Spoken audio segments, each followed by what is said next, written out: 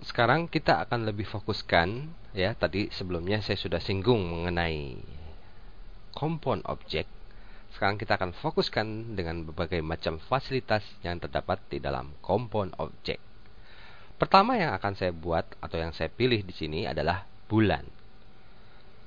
Nah, Anda lihat di sini saya telah membuat berbagai macam objek yang terdiri dari 3 buah kotak, ya. Kotak pertama adalah seperti ini. Ini kotak kedua, kotak ketiga, ya. Dan ini adalah si silinder. Nah, pada kotak pertama, maaf ini kotak pertama ya, box 01. Anda bisa lihat ya, pembuatannya saya seperti ini. Jadi saling menimpa, saling menindih, ya, saling menembus. Pada kotak pertama saya pilih, lalu saya masuk ke dalam compound object. Compound object terdapat pada bagian create, geometry, dan pilih compound object. Saya memilih di sini adalah fasilitas bulan. Nah, di sini di parameter bulan Anda akan melihat ada pick bulan, pick operand B. Itu Anda nanti dulu ya, jangan terlalu dipikirkan. Tapi Anda perhatikan pada bagian operation. Saya akan pertama kali mencoba subtraction A dan B, ya. A dikurangi B. Nah, subtraction A B ini, A adalah benda yang kotak 1 ini, box 01.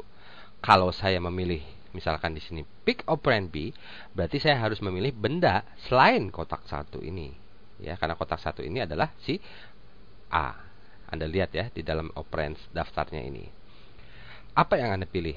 Anda bisa memilih misalkan ini. Kalau saya klik sekali, ya, Anda lihat subtraction, berarti dia memotong. Oke. Nah, saya akan klik lagi bulan sekali lagi. Lalu saya akan memilih sama ya. Si kotak 01 ini atau box 01 ini tetap menjadi subtraction A. Saya akan memilih operand B-nya pada bagian belakang. Oke. Saya ulang lagi dengan memilih bulan kembali, klik ya, tombol bulan sekali lagi. Jangan Anda langsung, tapi klik lagi apabila baru. Pilih pick operand B. Ingat, operation tetap dalam subtraction AB. Pick operand B dan pilih si silinder. Dan hasilnya kita telah membuat seperti ini. Ya, Anda bisa membuat sebuah model asbak misalkan dari sebuah fasilitas bulan ini. Saya akan buat dulu ya untuk Anda misalkan seperti ini.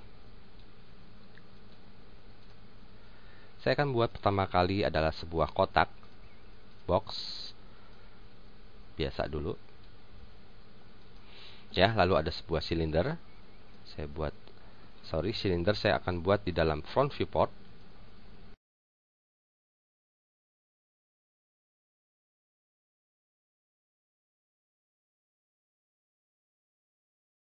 Nah, ini terserah ya mau sebesar apa. Tapi poinnya silinder kita tempatkan seperti ini misalkan.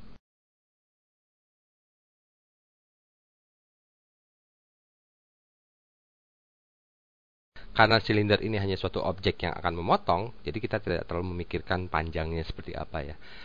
Lalu kita dengan kunci shift membuat duplikasinya. Ya, klik OK, satu saja. Oke. Kita akan saya buat seperti ini misalkan. Disamakan. Ya. Kunci shift tekan, duplikasi lagi sekali lagi. Saya akan rotate.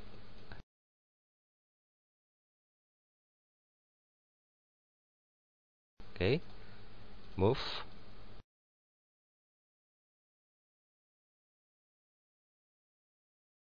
Kunci shift buat duplikasinya untuk membuat seperti ini. Dan selesai. Klik OK. Nah, sekarang kita memilih si box 01. Masuk ke dalam compound object, pilih bulan, dan dia adalah sebagai operand A. Tinggal kita pilih subtraction AB, pick operand B, klik ini sekali. Ya. Klik bulan lagi, pick operand B, klik ini sekali. Bulan lagi, pick operand B, seterusnya. bulan, pick operand B, seterusnya. Oke. Dan terakhir, saya akan membuat satu buah objek. Objek ini adalah sebuah silinder, boleh.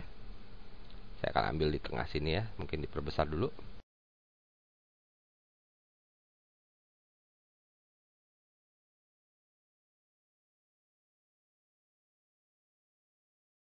Saya akan move biar rata. Naikkan ke atas sini.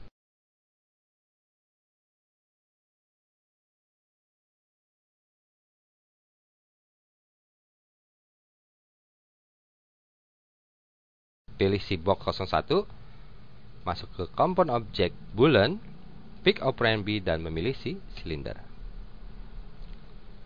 Anda mau haluskan, tambahkan.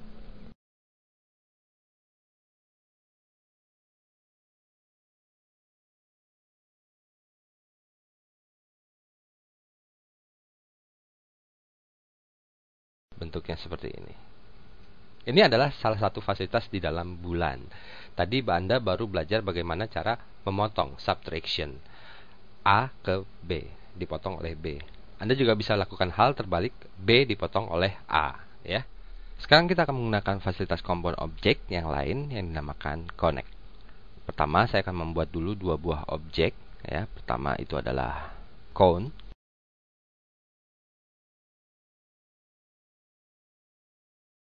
Lalu satu buah sphere.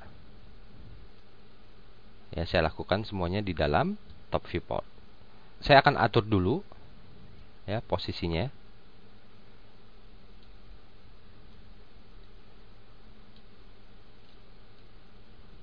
Seperti ini misalkan. Oke, kita kembali ke dalam front viewport, perbesar. Untuk mengkoneksi dua buah objek dengan connect, yang harus pertama kali kita lakukan adalah memotong bagian-bagian tertentu. Misalkan pada bagian sphere ini, kita masuk ke dalam bagian modify, lalu masukkan modifier edit mesh. Ya, saya di sini akan memilih face, memilih sebagian dari antara sini, tekan kunci Del pada keyboard, delete face, yes, ya, terpotong. Demikian juga dengan cone. Kita masukkan edit mesh kembali. Pilih face, potong sebagian sini misalkan. Tekan kunci delete. Lalu tekan tombol yes. Nah, sekarang pilih salah satunya, misalkan si cone ataupun si sphere. Anda masukkan ke dalam component object. Pilih connect. Pada parameter connect, tinggal Anda rubah pada bagian pick operand untuk mengambil pick operand B-nya, ya, si objek berikutnya, yaitu si sphere ini yang sudah terpotong. Kalau saya klik sekali, Anda lihat dia akan menjadi menyambung. Untuk menghaluskan pinggiran seperti ini, kita bisa rubah pada bagian segment dan tension.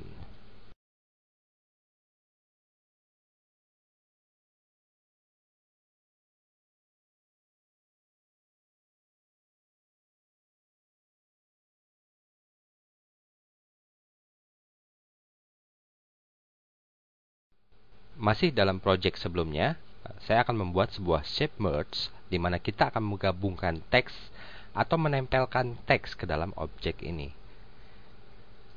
Di dalam viewport front, saya akan masuk ke dalam teks.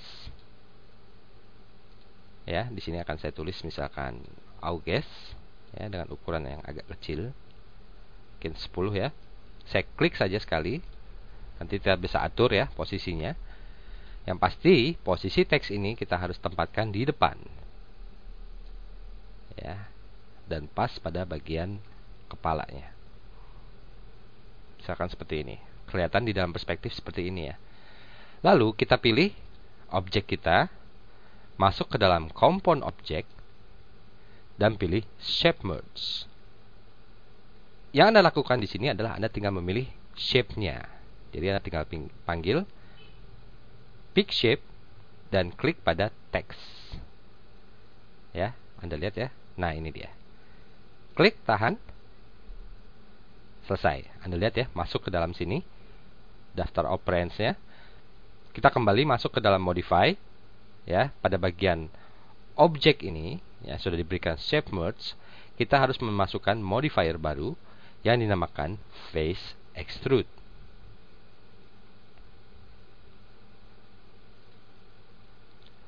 Pada parameternya, Anda coba naikkan amount, ya, nilai dari parameternya dinaikkan dari face extrude.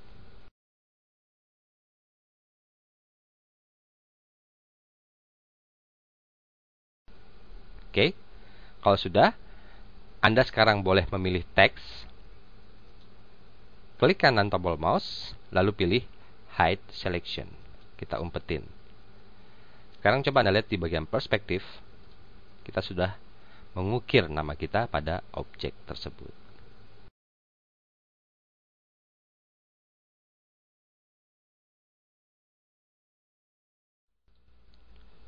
Sekarang kita akan mencoba scatter di dalam compound object. Anda lihat di sini saya telah mempunyai dua buah silinder, satu buah silinder dengan ukuran cukup besar, ya, mungkin menyerupai sebuah roda.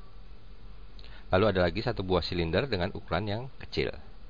Nah, yang saya inginkan semua ataupun silinder ini nanti akan muncul di setiap bagian kotak-kotak poligon pada silinder yang besar ini. Nah, cara yang pertama yang akan kita lakukan adalah kita memilih silinder yang besar dulu, masuk ke dalam modify, lalu memilih mesh select. Pada bagian mesh select, Anda pilih selection-nya adalah face. Lalu pada bagian top viewport, Anda klik, lalu pilih bagian face yang ingin Anda masukkan silinder kecil tersebut. Seperti ini misalkan. Setelah selesai, kita lanjutkan, kita akan memilih si silinder kecil, ya. Silinder kecil kita pilih, lalu masuk ke dalam compound object dan pilihlah scatter. Klik scatter, dan pada bagian parameternya Anda klik pada tombol pick distribution object, klik sekali, lalu klik pada silinder yang besar, klik sekali. Anda lihat sekarang bahwa silinder kecil kita secara otomatis langsung menempel, tapi bukan pada bagian itu yang kita inginkan, ya.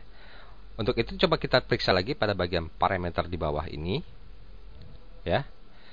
Pada bagian distribution object parameters, Anda klik atau aktifkan pada pilihan use selected face only. Klik sekali, Anda lihat sekarang semua masuk. Tapi kan yang saya inginkan tadi semua tempat ataupun area face ini yang sudah saya pilih dipenuhi oleh silinder ini. Untuk itu ada satu option lagi di dalam scatter yang belum kita aktifkan, yaitu all vertical. Klik sekali, ya. Anda lihat sekarang semuanya sudah dipenuhi oleh silinder-silinder yang kecil.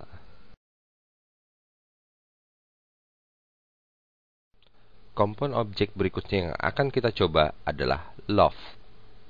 Loft bisa Anda temukan di dalam compound objek. Ini dia. Kebetulan sedang tidak aktif karena kita harus memilih objeknya terdahulu. Loft biasanya saya gunakan kepada objek shape, ya, seperti yang Anda lihat di viewport.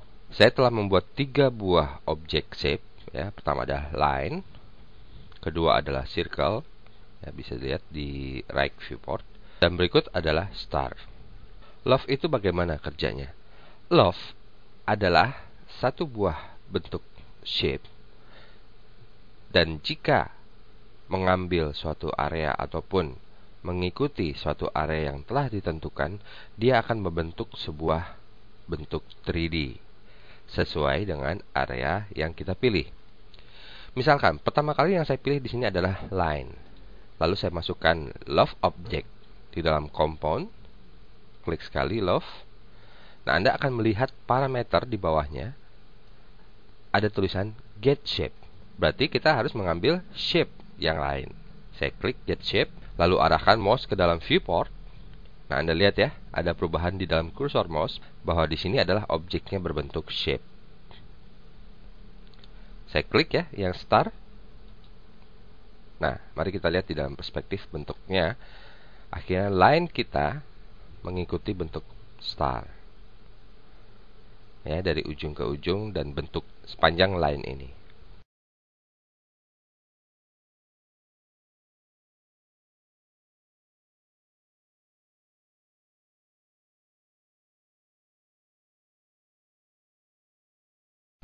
Saya ulang. Love juga bisa digunakan bagi sebuah objek shape acuan, ya. Tadi kita memakai line dan mengacu pada circle ataupun star. Akhirnya line tersebut berbentuk seperti circle sesuai dengan panjangnya line. Tapi sekarang kalau saya memilih si circle misalkan, lalu memilih love, sekarang yang kita lakukan bukan get shape tapi get path, ya. Path, arah panjangnya ini path, ya, dari line. Saya pilih get path, lalu klik pada line. Nah, Anda lihat ya,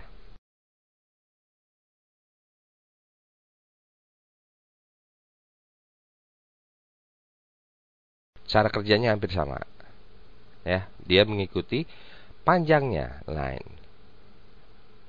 dengan acuan dia sendiri, yaitu si circle-nya sendiri. Kalau si star juga sama. Misalkan saya pilih star, pilih love, get path. Lihat, ya, hampir sama waktu kita memakai line dan memakai shape si star. Ya, hanya posisinya saja. Di sini saya sudah tentukan begini. Baiklah, saya akan mulai dari awal. Saya ambil lagi line, lalu love, dan sekarang kita get shape. Saya akan mengambil star terlebih dahulu. Nah, Anda lihat di bawah masih ada parameter lainnya, ya. Atau mungkin lebih baik kita masuk ke dalam modify untuk line. Sekarang sudah menjadi love, ya, bukan line kembali. Pada parameter bawah, Anda akan melihat path parameter. Ternyata dengan fasilitas love, kita tidak hanya memakai acuan satu objek shape saja. Kita bisa menggunakan berbagai macam acuan objek shape.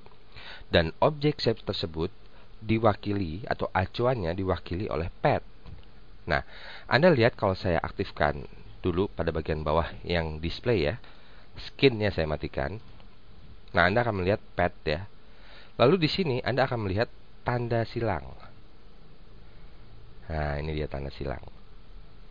Kalau tanda silang itu pada bagian path parameter, nilai path-nya saya naikkan, Anda lihat tanda silang itu berjalan, ya.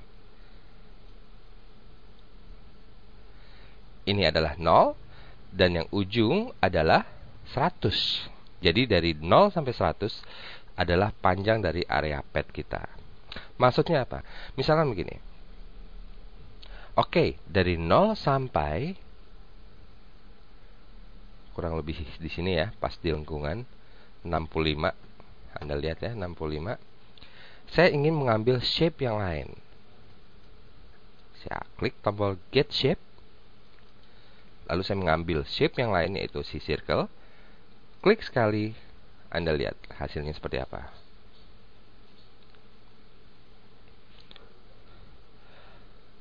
Bahwa mulai dari 0 adalah bentuk shape dari star, dan sekitar dari 65 tadi, ya, path kita, dia berbentuk circle. Ya, jadi kita bisa mengatur pada posisi mana bentuk lain akan kita masukkan dengan memakai path. Misalkan, ya, saya akan tambahkan lagi. Jadi antara lengkungan ini dia berbentuk circle, tapi setelah ini, setelah tanda X ini, ya, dia akan berbentuk shape yang lain. Dalam hal ini adalah star. Jadi bukan nanti bentuknya sebuah circle lagi ujung sini. Dia akan sama dari ujung ke ujung, bentuknya star, tapi pada bagian lengkungan dia berbentuk circle, dan pada akhirnya dia akan berbentuk star. Saya mau move tadi, ya, path-nya masuk ke dalam posisi mungkin sekitar 77. Terus saya masukkan get shape star. Lihat hasilnya benar, sudah star. Tapi apakah benar di bagian lengkungan itu dia tetap bulat? Ya, benar. Ya, Anda bisa lihat di sini.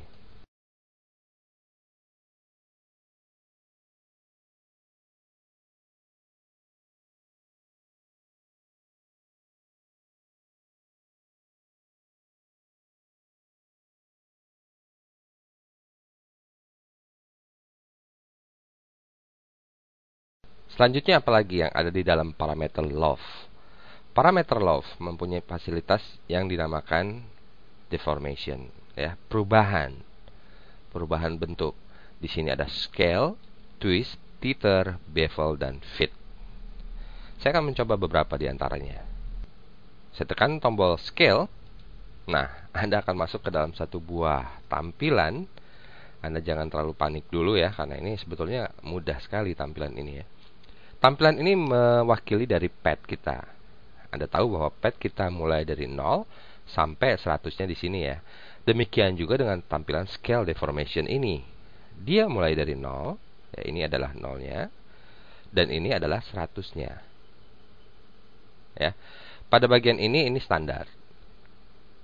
Tapi apa yang terjadi, ya, saya akan perlihatkan pada bagian perspektif. Apa yang terjadi jika dengan move, ya, control point, saya akan menaikkan sedikit di bagian akhir. Jadi bagian sini dia akan membengkak karena kita scale ya. Saya naikkan segini misalkan. Benar kan? Atau pas bagian terakhir yang mengecil seperti ini. Ini normal ya. Atau pada bagian awalnya Anda ingin dia membengkak, membesar. Itu dia. Bagian akhirnya bagian awalnya mengecil. Itu dia. Nah, apalagi yang bisa kita lakukan di dalam fasilitas atau tampilan scale deformation ini? Anggaplah bahwa saya tadi bilang ini mewakili arah pad ya, 0 sampai 100. Saya ingin misalkan saya akan menambahkan poin baru ya, corner point. Saya klik, lalu pada bagian ukuran pad 40 saya akan tambahkan titik baru. Kalau saya turunkan, berarti saya kecilkan ya. Kalau saya turunkan begini aja, lihat apa yang terjadi. Pada bagian itulah dia akan mengecil dan naik kembali ke atas. Atau Anda mungkin mau klik kanan tombol mouse dan bukan sebagai corner tapi ke smooth ataupun bezier corner. Saya akan coba smooth. Ya. Di sini ada tangkai-tangkai yang bisa kita atur.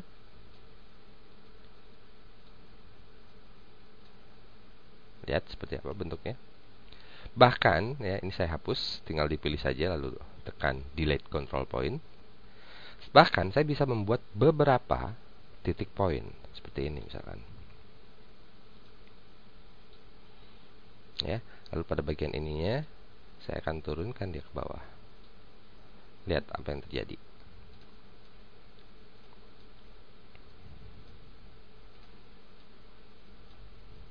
Ya. Demikian juga dengan titik poin tambahan baru di sini. Jadi kita membuat suatu selak ya. Ada gap dengan bentuk yang lebih kecil. Ini kadang-kadang kita perlu memakai ini karena kadang juga kita menggunakannya untuk pembuatan sebuah detail, mungkin sebuah mesin ataupun sebuah objek yang lebih detail lagi.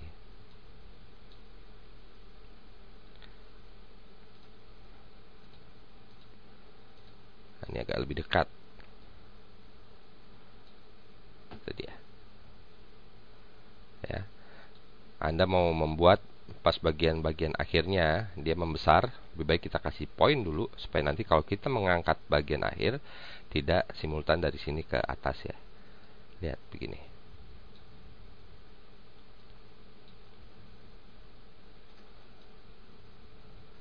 Jadi kayak apa nih, kayak trompet ya. Membesar. Kurang besar tinggal tembakkan saja ke atas. Selesai. Lalu bagaimana dengan twist? Ini saya sudah buat seperti ini ya. Twist, kita akan membuka suatu tampilan deformation yang baru.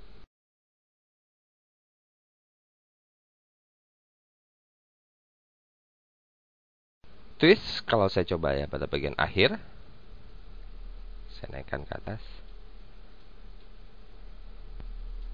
Itu dia, twist memutar.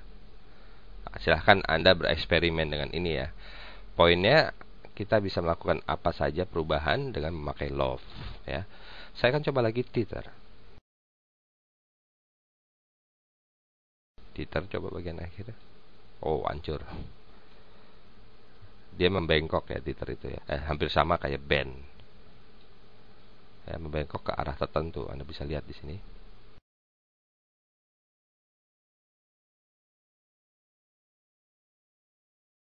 Inilah beberapa pilihan deformation yang bisa Anda coba. Anda lihat juga bahwa semua dari lampu ini menyala, menandakan bahwa bagian itu adalah aktif, biarpun Anda tidak memberikan nilai yang baru ya. Kebetulan pada bagian scale saya memberikan nilai yang baru, jadi akan membentuk seperti ini. Kalau saya matikan, dia akan kembali normal. Tapi kalau saya nyalakan, dia akan mengacu pada scale deformation yang telah kita buat seperti ini.